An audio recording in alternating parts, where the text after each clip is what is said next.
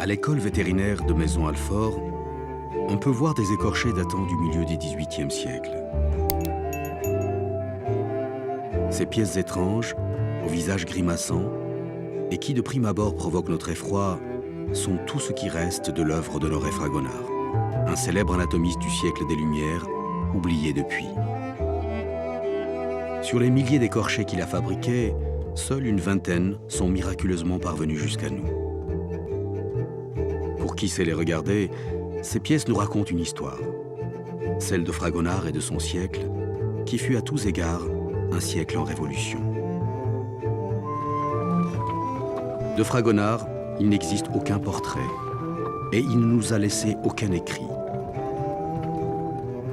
Comment cet anatomiste admiré de son vivant a-t-il pu tomber dans un tel oubli?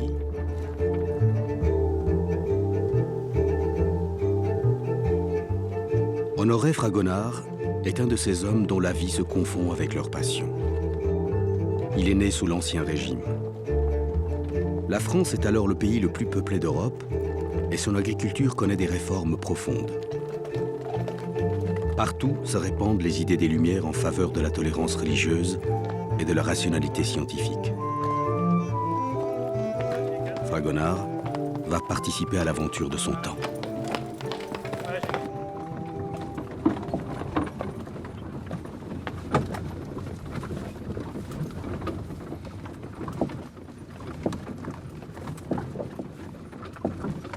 Nous n'avons pas eu le plaisir d'être présentés.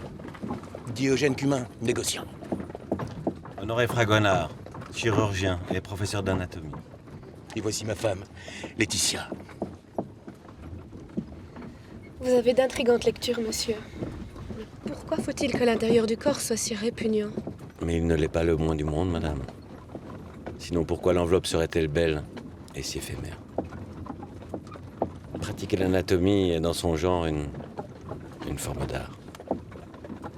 Honoré Fragonard fait partie de ces anatomistes qui ne sont pas connus par leur écrit, mais par les œuvres qu'ils ont créées, par ce qui est le corps du métier, c'est-à-dire la dissection, et puis sa conservation, c'est-à-dire la préparation anatomique. Et on aurait pu ne jamais connaître son nom.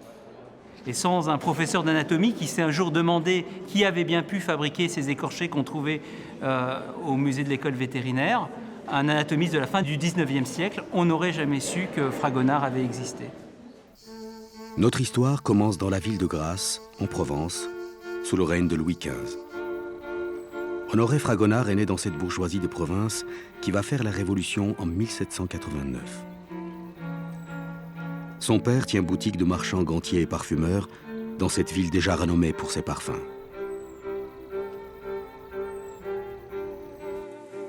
Honoré Fragonard voit le jour en 1732, comme son cousin Jean Honoré, le futur peintre. Seul un demi-prénom les sépare. Mais bientôt, leurs destins divergent. Peintre de la liberté des mœurs et de la douceur de vivre, Jean Honoré deviendra riche et célèbre dans la haute société parisienne. Tandis qu'Honoré, sans cesse courbé sur les cadavres, dans des salles de dissection glaciale, passera sa vie dans l'ombre et restera solitaire. À la mort de son père, Honoré commence une formation de chirurgien et apprend l'anatomie du corps humain en disséquant des cadavres. Il va écrire l'un des derniers grands chapitres d'une histoire longue de plusieurs siècles.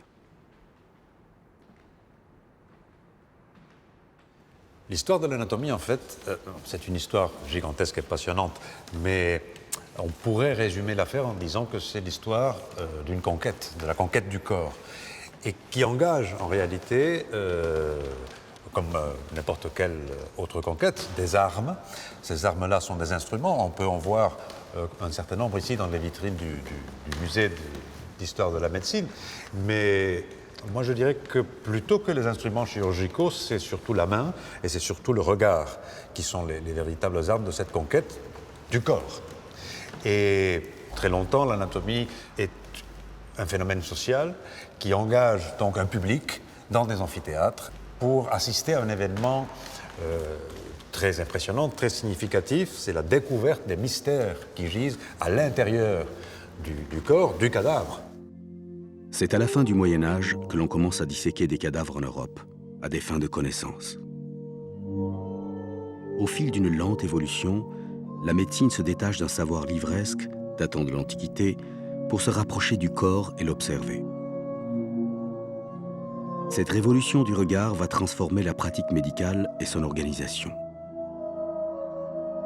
En 1731, la création de l'Académie royale de chirurgie anoblit le métier de chirurgien jusqu'à la dévolue à des barbiers méprisés des médecins et en fait une véritable discipline médicale. Honoré bénéficie de ce nouveau statut. À 27 ans, il est admis dans la corporation des chirurgiens de la ville de Grasse. Nous sommes en 1759. Son frère aîné, qui a repris la parfumerie familiale, est le premier témoin de son succès. Oh, je te félicite. Merci. Viens là que je t'embrasse.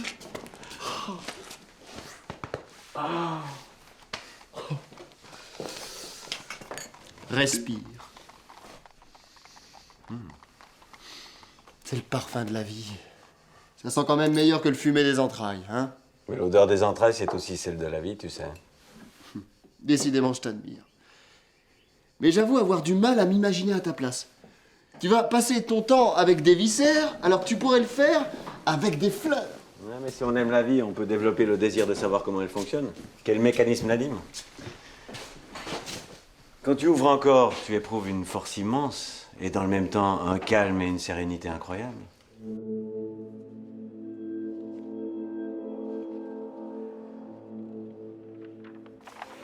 Dans cette histoire des dissections anatomiques, il y a quelques ouvrages marquants, dont celui-ci, par exemple, très connu, d'André Vézal, anatomiste bruxellois, qui s'intitule De Humani Corporis Fabrica, le plus beau livre de médecine qui a été publié à cette époque, et l'un des plus célèbres de tous les temps. Dans La fabrique du corps humain, qu'il publie en 1543, André Vézal détaille le métier de l'anatomiste, très souvent un chirurgien comme Fragonard, avec son arsenal d'instruments de dissection, scalpel, couteau et scie. L'instrument décisif, c'est la main de l'anatomiste.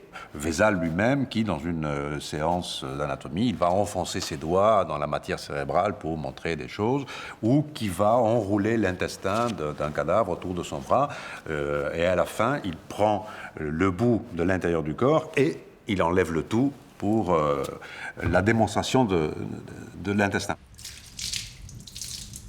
Fragonard a dû disséquer longuement pour connaître les muscles, les tendons et les nerfs et se former à la structure du corps humain. D'un tempérament taciturne, replié sur lui-même, il se voue corps et âme à son travail. Comme tous les hommes des Lumières, il privilégie l'observation et l'analyse sur les dogmes religieux et ceux datant de l'Antiquité. Il n'a foi que dans l'expérimentation.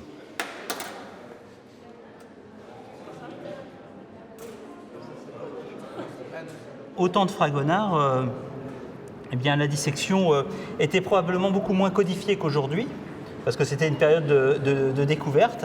Et donc Fragonard fait exactement a dû faire ce que je fais là, c'est-à-dire découvrir l'anatomie, tout doucement, à la lame du scalpel, en cherchant les plans de clivage des muscles. On était encore dans une période de découverte, de description des formations anatomiques. Voilà, donc on fait apparaître les muscles. On peut remonter ces muscles, hein, comme je le fais ici, et on voit apparaître à ce moment-là les jolis tendons nacrés. Donc l'anatomie, ça a quelque chose d'artistique, puisque au premier abord, on ne trouve rien, et il faut sculpter le corps pour que la pièce corresponde à la théorie. La dissection a permis d'établir la théorie, mais la théorie, une fois établie, eh bien, il faut la révéler à chaque séance de dissection pour expliquer le fonctionnement du corps. Donc Honoré Fragonard, né en 1732, soit à peu près 2 siècles après la parution de ce premier ouvrage qui marque la révolution de l'anatomie. C'est le traité d'anatomie d'André Vézal. Et ce volume présente des planches d'illustration qui sont absolument superbes, avec des grands écorchés qui sont mis en scène du reste. Cette anatomie humaine, elle est transposée très rapidement en Italie au cheval, qui est un animal noble, par Carlo Ruini. Alors qu'est-ce qu'il en reste au niveau des maréchaux, c'est-à-dire des vétérinaires de ces temps-là? Et regardons par exemple ce traité du XVIIe siècle, qu'on appelle, qui est le nouveau maréchal de Gervase Markham. On comprend tout en regardant une des planches.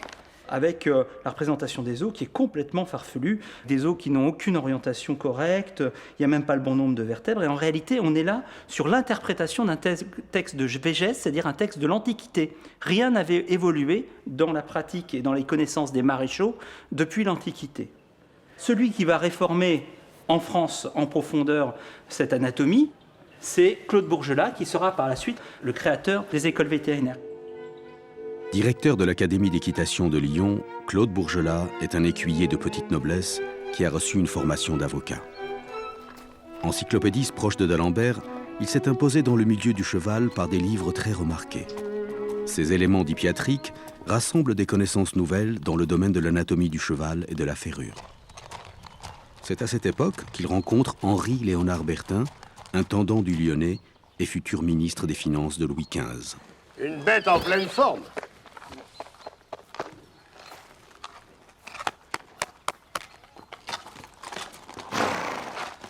La France a des hommes en abondance pour faire la guerre, mon cher Bertin, mais pas assez de chevaux. Il faut les préserver. Les rois de France ont trop l'habitude des guerres pour l'ignorer. Et vous qui fréquentez notre roi de près, vous ne pouvez pas lui demander d'accélérer les choses? Les choses avancent, mon cher Bourgelat. Le Conseil d'État devrait vous donner satisfaction. Rien ne se fait dans la société d'alors sans les chevaux. Il y a toujours la demande de la cavalerie militaire pour faire la guerre. Mais au XVIIIe siècle, les campagnes connaissent un rapide développement agricole et les villes s'étendent. Les chevaux sont mobilisés pour labourer la terre, transporter les marchandises et les voyageurs. À la veille de la Révolution, la France compte plus de 1 500 000 chevaux.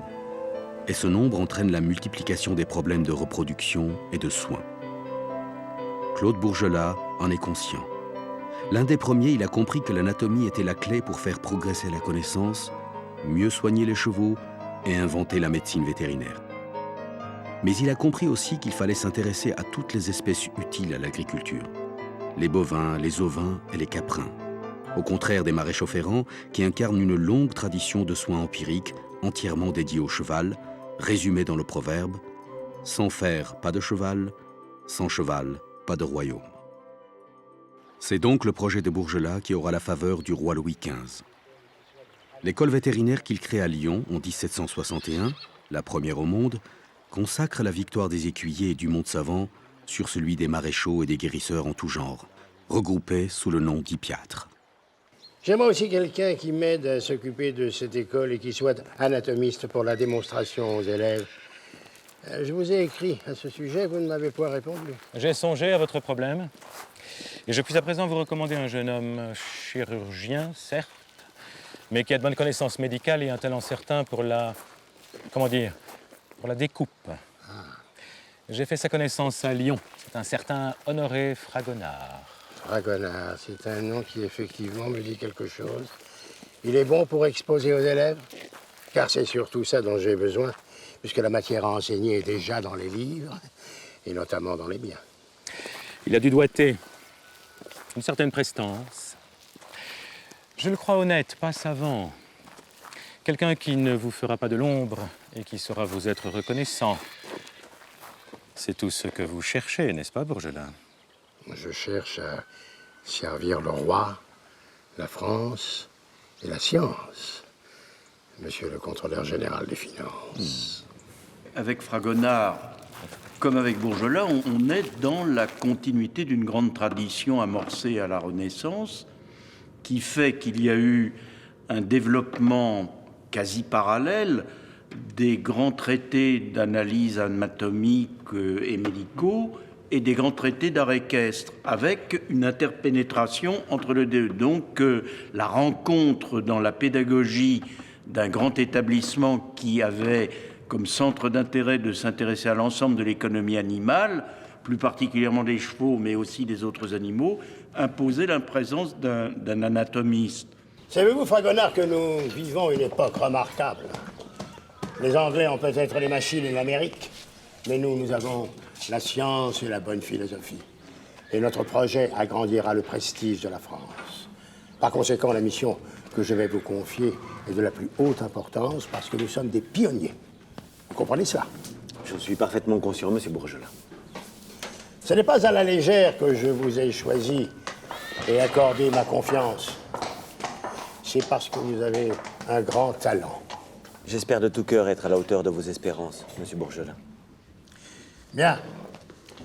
Votre tâche consistera effectivement à diriger cette école vétérinaire, la première de France, ne l'oubliez pas, et à enseigner l'anatomie en faisant des démonstrations aux élèves. En outre, vous tiendrez mensuellement les états de recettes de la pharmacie, des écuries et de la maréchalerie. Vous toucherez 1200 livres par an. Ces tâches et ces conditions me semblent parfaitement honorables. Ah, je tiens absolument à ce que les élèves recopient les livres qu'ils doivent connaître, car c'est en les recopiant que la matière se gravera dans leur mémoire.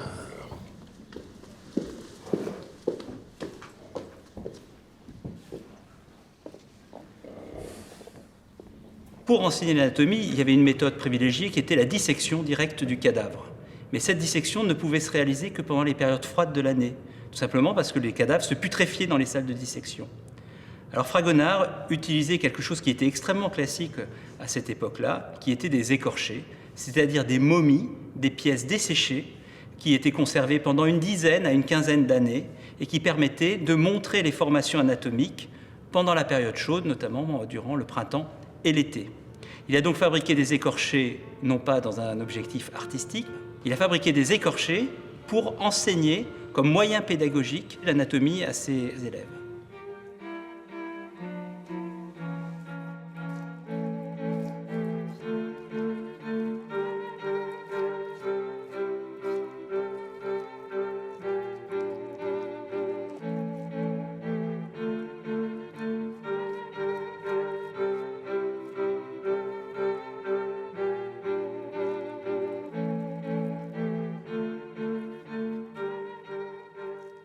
Bien, j'espère que vous êtes frais dispo.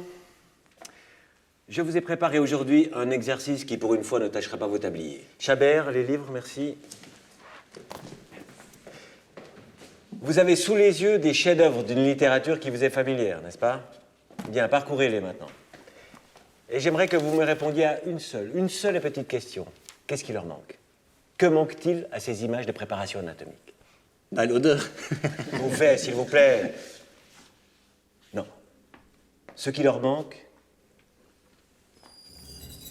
le relief.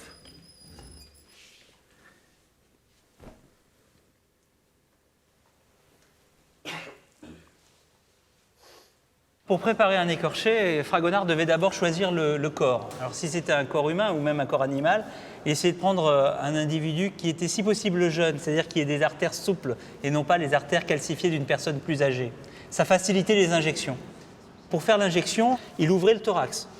Il préparait à côté un mélange qui était fait de graisse de mouton, résine de pin, essence de térébenthine. Il plaçait ça dans un clister, une grosse seringue métallique. Il poussait ensuite brutalement cette injection et elle partait ainsi dans tout le système vasculaire. Elle empruntait donc l'aorte, par exemple ici, se répartissait à l'avant-main, mais également via le ventricule droit, partait dans les artères pulmonaires. Il attendait un petit peu que l'injection refroidisse et le corps était prêt ensuite à être disséqué.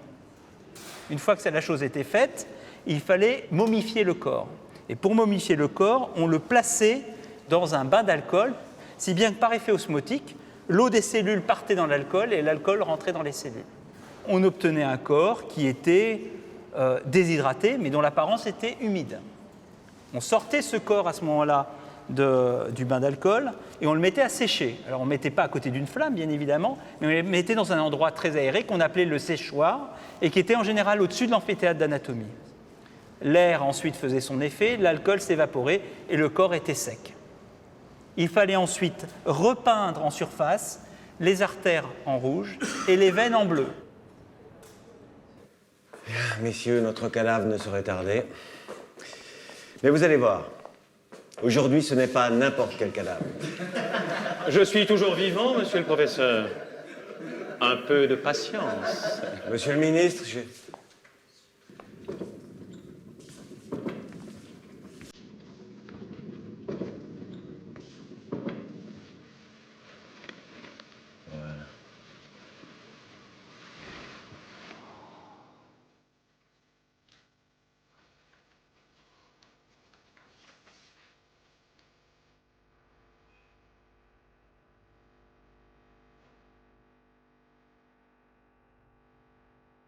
Cet écorché d'Honoré Fragonard évoque une scène de la Bible.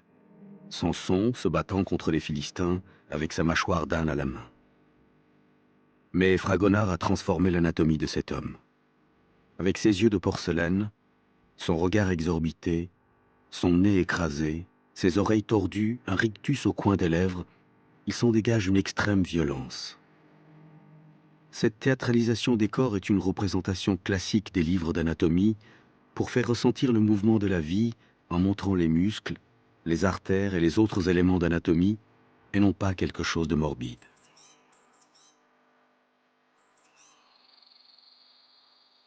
L'école connaît un tel succès que Bourgelat est promu en 1764 commissaire général des haras de Paris.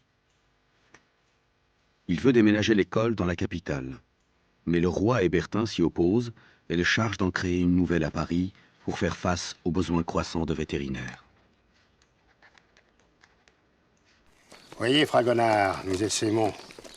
Et Paris, la ville que le monde entier nous envie, sera bientôt le centre d'une toile d'où triompheront partout les lumières de nos enseignements.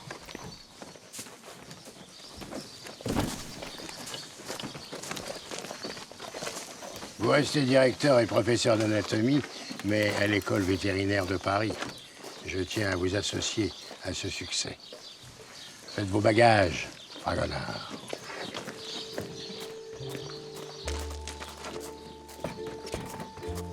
Un beau verre.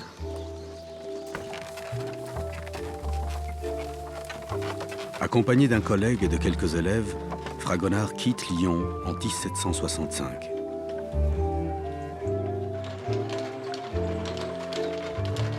Ils installent la nouvelle école dans le domaine d'Alfort que Bourgelat vient de racheter près de Paris. Ce domaine, où Honoré Fragonard a exercé ses talents d'anatomiste il y a 2 siècles et demi, abrite encore aujourd'hui l'école vétérinaire. Attention, ne mets pas par terre. 1, 2, 3. Oh punaise, c'est une horreur. Vas-y, toi attrape la patte. Allez, maintenant, il faut tirer complètement sur l'arrière. Allez, ok. Allez-y, on le pousse. Voilà, c'est bon. Et là, ici, j'attrape la jonction duodénum ascendant jéjunum. Je pose mes ligatures. Vous imaginez quand il faut sortir ces segments ?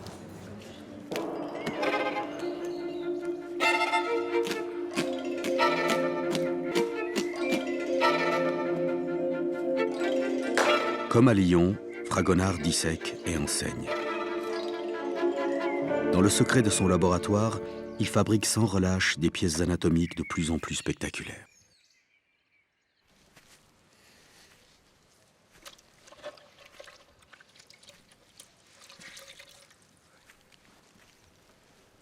Maître, désolé de vous déranger, on a apporté un paquet pour vous. Merci. C'est magnifique. Je n'ai jamais vu une chose pareille. Et personne n'a jamais vu une chose pareille. Parce qu'elle est unique.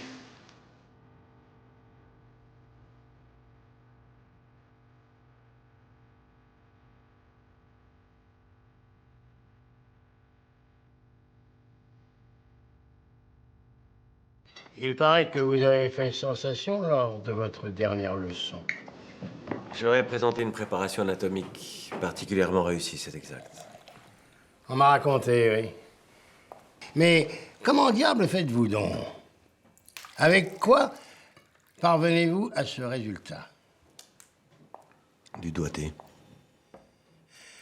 Toujours ce goût du mystère, hein, Fragonard? Cela fait un certain temps que nous travaillons ensemble, mais se connaît-on vraiment? Il est rare qu'une bouteille de vin nous réunisse comme ce soir.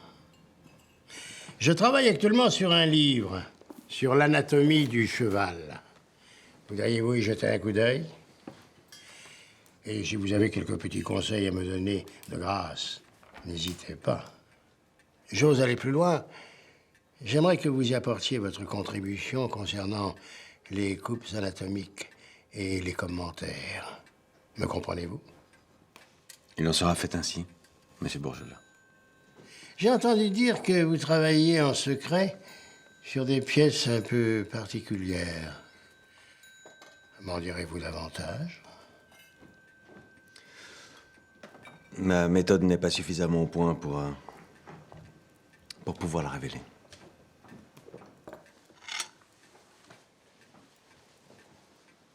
Fragonard avait en gros 3 secrets. Le premier, je vous l'ai déjà dit, il utilisait du suif de mouton. Et le suif de mouton, qui était très courant au XVIIIe siècle, il servait notamment à faire les chandelles, ce suif de mouton n'était pas chargé avec de la cire d'abeille, ce qui était la technique classique. La cire d'abeille fond autour de 70 degrés. Et utiliser de la cire impliquait de réchauffer les corps énormément. C'est-à-dire qu'on prenait le cadavre et on le baignait littéralement plusieurs heures dans de l'eau qui était maintenue très chaude, de manière à ce qu'il soit, pardonnez-moi l'expression, chaud à cœur.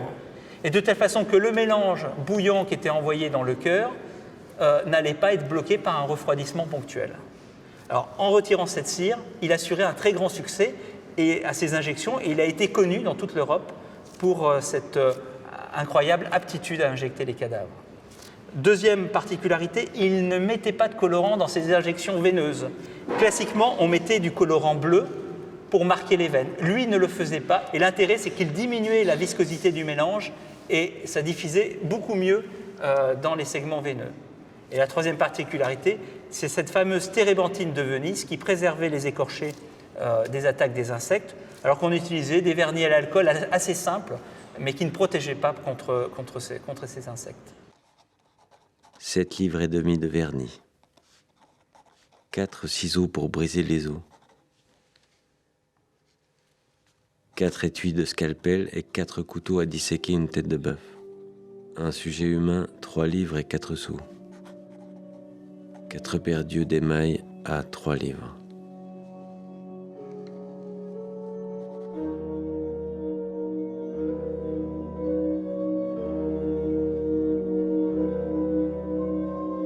Honoré Fragonard a choisi de mettre en scène ses écorchés. C'est-à-dire qu'il n'a pas laissé les cadavres comme ça posés sur des tables ou sur des planches, mais il les a érigés, il a mis cet homme sur un cheval, ce cheval est au galop. C'est une représentation qui est extrêmement classique dans l'anatomie, car l'anatomie doit être vivante. Et pour être vivante, pour mettre en jeu les différentes structures anatomiques, les muscles, eh bien, on ne doit pas simuler la position du cadavre qui renvoie à la mort, mais au contraire positionner le corps pour qu'il donne une apparence de vie. Et on sait par un écrit de Fragonard que cette pièce-là, très spectaculaire, servait à comparer les muscles de l'homme et les muscles du cheval.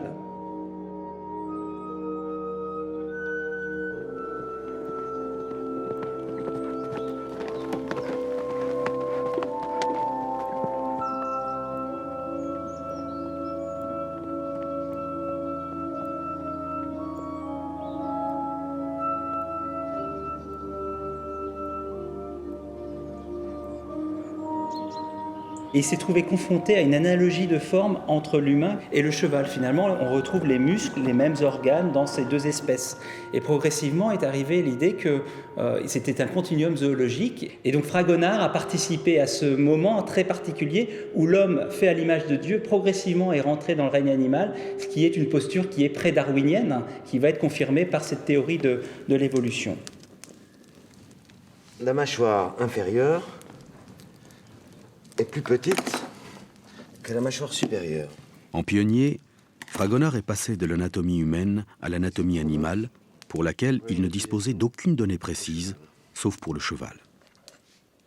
Il participe à ce grand mouvement comparatif qui rapproche inexorablement l'homme des animaux et qui aboutira un siècle plus tard à Darwin et à sa théorie de l'évolution des espèces. Attention. Sans craindre d'enfreindre les dogmes religieux, Fragonard suit les traces du comte de Buffon, le célèbre naturaliste, dont l'histoire naturelle générale et particulière établit les ressemblances entre l'homme et le singe et la possibilité d'une généalogie commune. Vous voyez ici le 4e tome de l'histoire naturelle générale et particulière de Buffon. On vit littéralement dans cette première édition l'histoire de cette première œuvre encyclopédique qui touche aux animaux.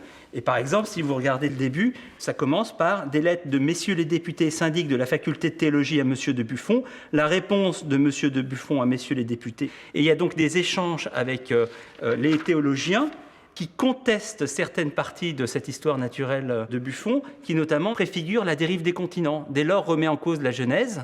Et bien sûr, les théologiens s'offusquent de cette première remise en cause d'un dogme religieux par la raison scientifique. Et c'est très rigolo parce que vous avez tous les griefs qui sont faits à Buffon, et il va faire une déclaration, une amende honorable. Je déclare, premièrement, que je n'ai eu aucune intention de contredire le texte de l'Écriture, que je crois très fermement tout ce qui y est rapporté sur la création, soit pour l'ordre des temps, soit pour les circonstances des faits.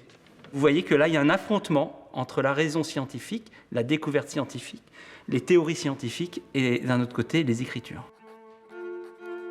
L'œuvre de Buffon était de notoriété publique et il ne fait aucun doute que Fragonard y a eu accès, dans les rares moments de répit que lui laissait l'ampleur de sa tâche. À la demande de Bourgelat, Fragonard constitue à Alfort une collection de grands squelettes et de préparations anatomiques qui s'enrichit des plus belles pièces qu'il fabrique avec ses élèves. L'exceptionnelle collection d'Alfort devient incontournable pour les naturalistes, anatomistes et médecins de toute l'Europe. Il vient aussi admirer les très belles injections de M. Fragonard, décrites dans des récits de voyage et des ouvrages scientifiques du temps. Fragonard, il est arrivé. Le fruit d'un fameux labeur. Précis anatomique du corps du cheval. L'éditeur a admirablement travaillé. Ce livre deviendra un classique.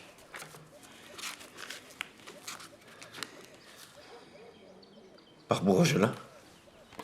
Sans votre aide pour ce livre que j'ai moi-même conçu, il n'aurait pas cette allure. Et je tenais à vous offrir en primeur cet exemplaire pour vous prouver ma plus sincère amitié. Ne me remerciez pas, vous êtes mon plus fidèle adjoint. Allez, je vous laisse à votre travail et retourne à ma tâche.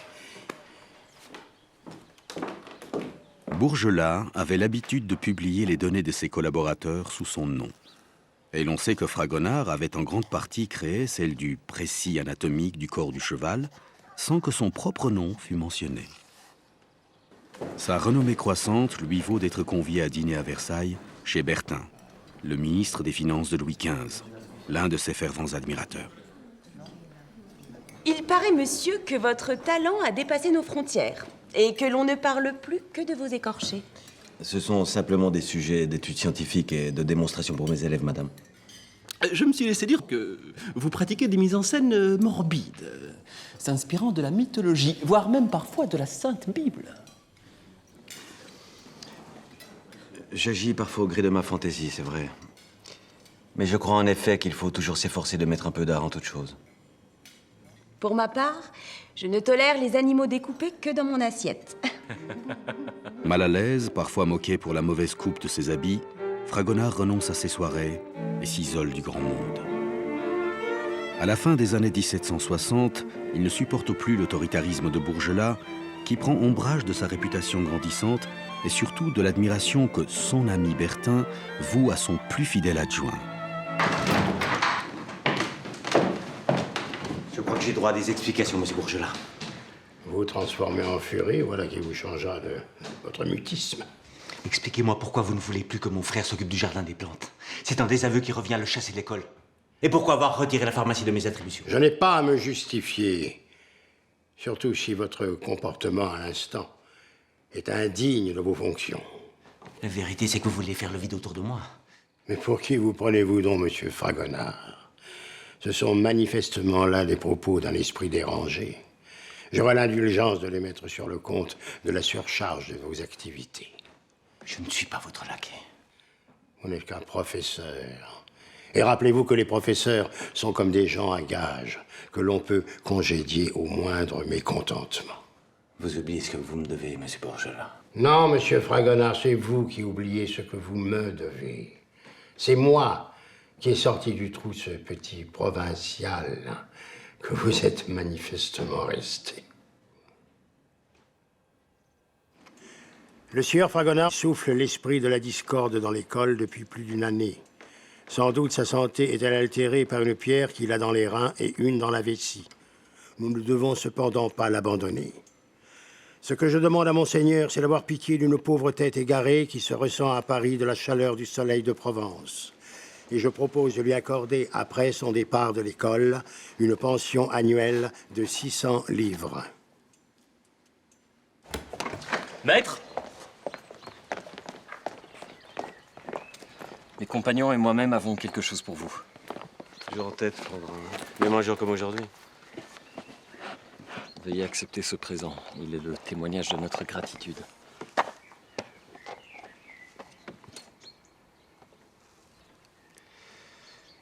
Merci, Flandrin.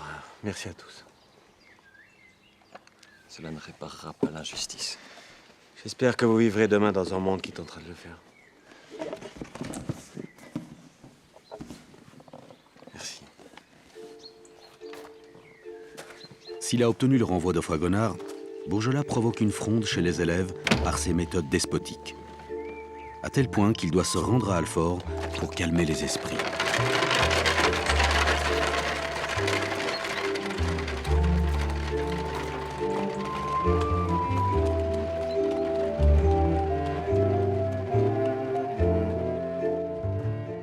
Donc après son renvoi, en 1771, Honoré Fragonard se trouve sans ressources. Il a une petite rente qui lui est délivrée chaque année, mais il va se mettre à fabriquer, et on le sait par la lettre de 1792, en grand nombre des préparations anatomiques qui vont venir peupler les cabinets des curieux. C'est le terme qu'il utilisait lui-même, Fragonard, le terme de curieux recouvrant, étant symétrique d'amateur, signifiant amateur, donc de personnes qui faisaient des collections. Le cabinet de curiosité étant à l'origine, quelle que soit son échelle, la traduction d'une sorte de volonté de décrire l'univers, et de décrire l'univers sous tous ses aspects. Ils sont résolument macroscopiques à l'origine. On va rassembler tous les échantillons possibles de toutes les formes d'occupation de la Terre. Alors ça va avec les grandes découvertes. Avoir dans son cabinet de curiosité une momie inca ou une parure indienne va être la preuve d'une importance sur la découverte des nouveaux terrains, etc. Au XVIIIe siècle, la mode des cabinets de curiosité se répand dans la société. Les marchands rapportent de leur voyage au long cours des spécimens et des originaux pour les savants de l'époque et un public cultivé, lecteur de l'encyclopédie.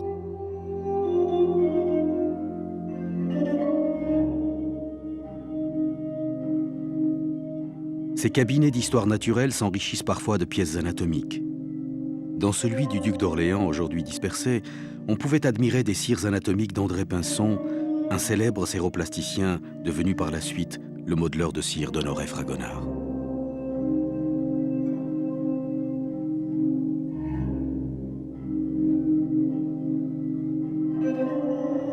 La femme à la larme est particulièrement spectaculaire. Elle présente une face où on voit une larme qui coule de l'œil, et puis de l'autre côté, c'est une coupe sagittale de la tête qui montre l'encéphale, le cerveau. En fin de compte, on a l'impression de voir le siège des émotions qui sont témoignées par cette larme qui descend sur la joue. Les pièces de Pinson sont remarquables par la qualité artistique ou la qualité esthétique qu'elles renferment, à la différence des pièces peut-être de Florence qui sont beaucoup plus anatomiques avec des détails foisonnants. Celles de Pinson sont très sobres. Contemporain de Fragonard, Felice Fontana, créateur de l'atelier de séroplastie de Florence, réalise au milieu du XVIIIe siècle des cires anatomiques pour l'enseignement. Comme Fragonard, il veut servir la science, mais rendre superflue l'exhumation des cadavres en créant des mannequins de cire plus vrais que nature.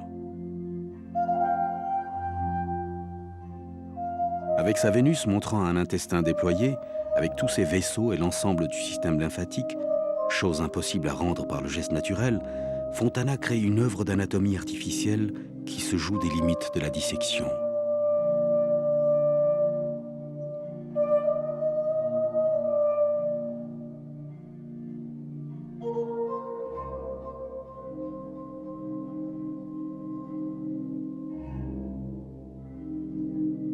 À l'époque de Fragonard, on est dans le point culminant ou l'aboutissement de tout un processus historique de très très grande ampleur depuis la fin du Moyen-Âge, mais en tout cas depuis la Renaissance, qui a bouleversé, qui a changé en profondeur le regard sur le corps.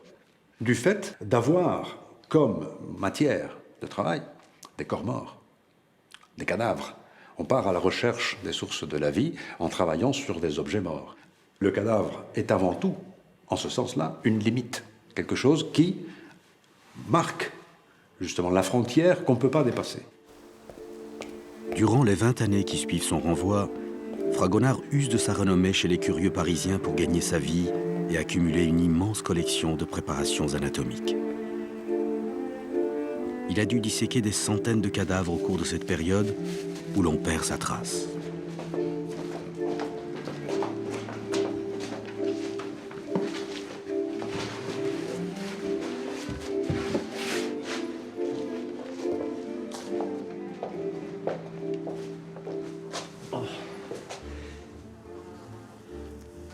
Il m'en faut le plus frais. Il y a des cours d'anatomie dans tout Paris. D'autres s'en contenteront. Mes clients sont exigeants, mais moi aussi. Allez donc les ramasser directement dans la rue, si vous les voulez plus frais.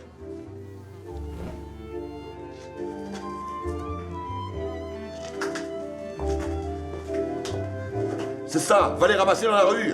Un des problèmes qui se posent, et surtout dans la seconde moitié du XVIIIe siècle, c'est l'approvisionnement de cadavres. Des réformes dans l'enseignement médical veulent, à Paris, veulent que chaque étudiant puisse avoir son propre cadavre à disséquer. Et donc la demande de corps morts va exploser et l'offre ne sera pas suffisante et donc on assistera à une pénurie constante par les voies officielles, légales, réglementées, établies. Ce qui se développe par conséquent, c'est une sorte de marché noir de cadavres, des individus qui d'une part, volent les corps dans le cimetière, qui ensuite, dans les heures de la nuit, écoulent leurs marchandises dans les rues de Paris. Et une fois que la dissection a été faite, il faut se débarrasser des débris.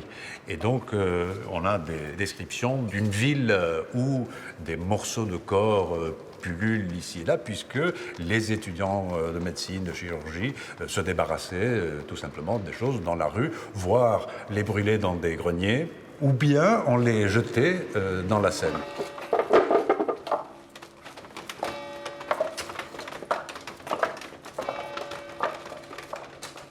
Pour nous, le siècle des Lumières, c'est la rationalisation, c'est l'application des règles de la raison pour lire le monde, mais en même temps, il y a des curiosités qui sont beaucoup plus troubles. Alors, on sait très bien comment on passe de l'exécution capitale au corps de l'écorché dans certains amphithéâtres. Il y a tout un lien à ce moment-là entre les différentes manifestations, interrogations de la science.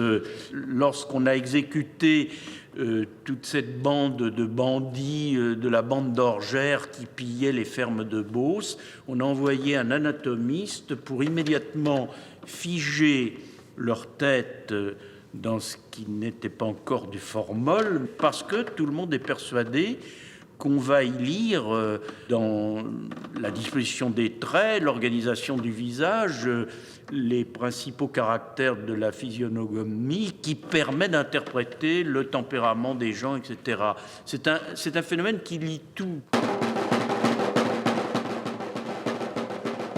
En 1792, au beau milieu de la tourmente révolutionnaire, Fragonard réapparaît soudain.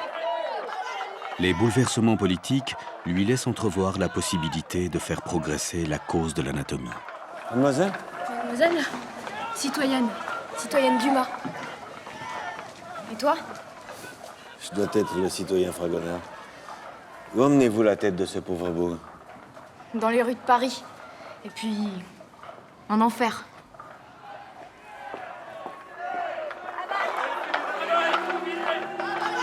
Il rédige un rapport destiné à l'Assemblée législative. Il y propose la création d'un cabinet national d'anatomie constitué de 1500 pièces de sa propre collection.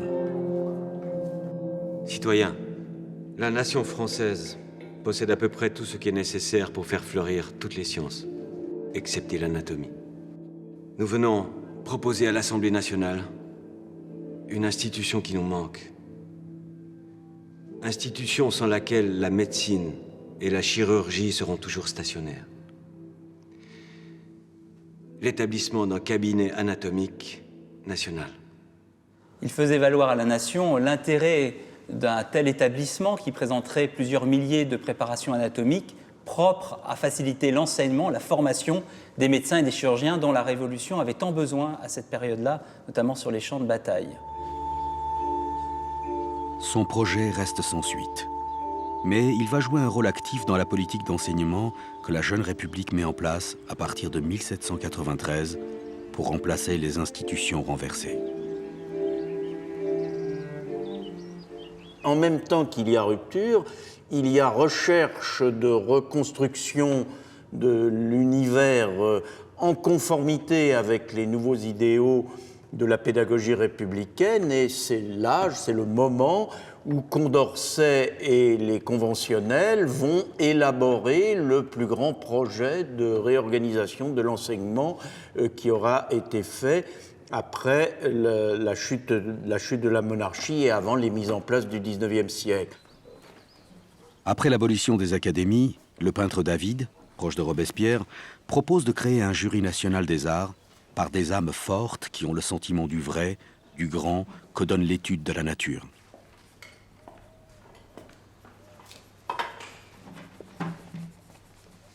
Parmi les 55 personnalités qu'il fait nommer figurent les deux Fragonard, le peintre et l'anatomiste. Ce n'est plus un atelier, c'est une ruche. C'est la révolution en marche, dans tous les domaines, même celui de l'art. Et c'est l'heure de rassembler et combiner les talents au profit de la patrie. De combiner les talents? J'ai beaucoup d'estime pour vous, et l'anatomie me passionne. Venez voir. Vous démontez les corps, et moi je les remonte. Regardez. D'abord le squelette, puis les peaux, les muscles, les vêtements, et le tour est joué. Votre démonstration est éloquente. La Révolution a besoin d'hommes comme vous. Fragonard participe aussi à la Commission temporaire des arts, dont la mission est de conserver des monuments précieux, des collections utiles, héritage savant, que la France réclame et dont l'immense qualité promet l'établissement d'un grand nombre de cabinets et musées dans toute la République. La sauvegarde du patrimoine devient une préoccupation essentielle aux yeux des révolutionnaires qui inventent le concept de musée ouvert à tous. Fragonard y contribue en allant faire l'inventaire du cabinet d'Alfort.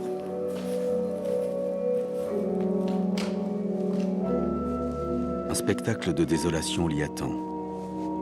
La collection à laquelle il a consacré tant de force est à l'abandon, dans un état pitoyable.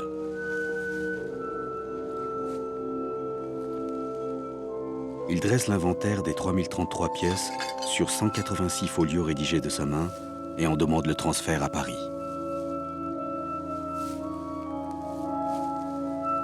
En 1795, il prend la direction des préparations anatomiques de la nouvelle école de santé de Paris.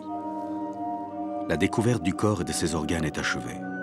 Désormais, les anatomistes vont s'intéresser aux pathologies et c'est le successeur de Fragonard à l'école de santé, Guillaume du Puitrin, qui deviendra le maître incontesté de cette discipline.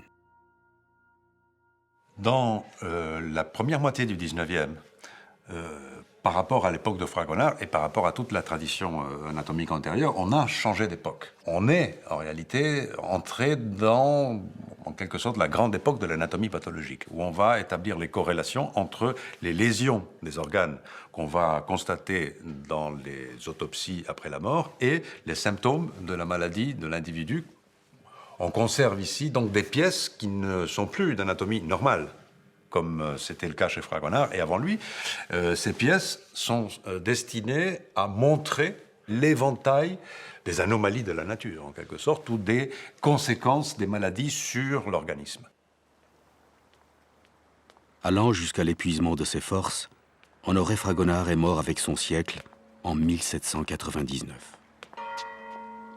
Dans son éloge funèbre, le directeur de l'école de santé dira de lui: tout entier à ses occupations anatomiques, il imaginait, inventait des pièces qu'il désirait fort qu'on vînt voir. mais il n'écrivait rien. Et on eût pu dire de lui qu'il parlait aux yeux. Aussi répondait-il à ceux qui lui parlaient de son cabinet, « Venez et voyez ».